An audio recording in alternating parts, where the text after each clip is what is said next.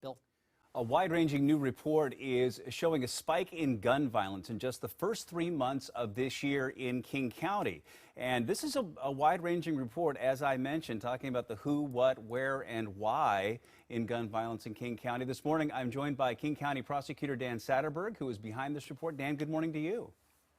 Hi, Bill. It's good to be with you. Well, so what does this report kind of say to you about the trends that you're seeing?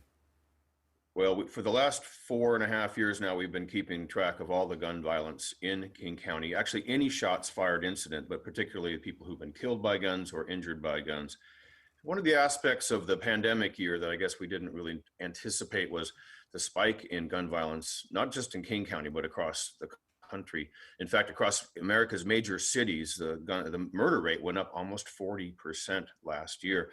What we're seeing now in the first 3 months of 2021 is a continuation of that disturbing trend. So we, in the first 3 months, have had 69 people shot, and of those, 16 of them died, 53 suffered injuries, and that's up about 30% over the average of the last 4 years, and it continues the 2020 spike. 253 shooting incidents so far this year in King County. That is alarming. You're also talking about who's doing the shooting, and you're saying homicide rates highest among young people. Well, that's right, Bill. I mean, the violence in our community is concentrated among young people. Almost half of the people who were shot were under the age of 24. And we also have seen a real concentration in communities of color. About 78% of the people who were shot so far this year were people of color. 80% were male, which is actually lower. Usually about 88% male. So one of the reasons that we keep these stats is to understand where in the county these are happening and to whom and who's most at risk of gun violence. We see gun violence as predictable and preventable in many cases, particularly if we can get to the young people who are most at risk of gun violence before they pull the trigger. And we were just talking about that in our last segment this morning, about that program in Kent, and you remarked on it as well, and saying that's really the right strategy to prevent future gun violence. Well, that's right. And you know, it's to a lot of us, the provocation for gun violence seems very trivial, but for the people who are involved in the cycle of retaliation, it is life and death. And the best way to get in there and stop that is through the programs like you interviewed Kendrick Glover, who's somebody we work with down in the Tukwila area in South King County. They're looking to give young people a different approach to life, a way to achieve their aspirations that don't involve guns. It really interrupting violence when one act happens, to rush and to be with the victims.